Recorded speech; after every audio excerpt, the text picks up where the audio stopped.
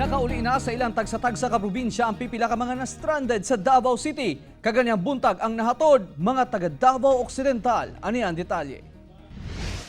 Milarga na kaganyang buntag sa ilang mga lungsod ang pipila ka mga stranded sa Davao City tungod sa enhanced community quarantine. Unang nakalarga ang mga taga Davao Occidental. Here in Mindanao, ang ginagawa natin is dun nga yung database namin.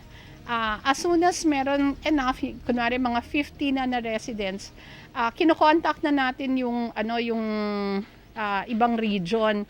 Perting lipaya sa mga naka-avail sa balik probinsya, kay dili kuno tiaw ang ilang kasinatian, samtang anaa sa Davao City ug walay mga trabaho.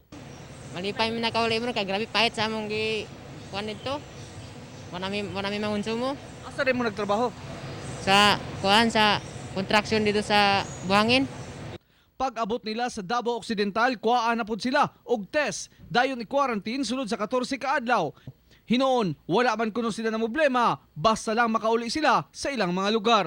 Bisan wala ko'y kwarta basta makaulig jud ko. Nya dili man mi magpuyo diri sa Davao kay pait jud kahintang namo ba. Okay ra, uy. At least nasa mo ang lugar. Safety man pud mi ug dito mi quarantine ang lugar ba. Diri day sa Davao. Lisod kayo diri sir, uy. Nya wa pa mi trabaho magduha ka bulan na. Alang sa mga buot mo uli silang probinsya o magpasundo, mamalihog lang sila makikoordina sa LGU Davao. Kauban si Melchor Awing sa kamera. Ako, si Real Soroche para sa One Mindanao.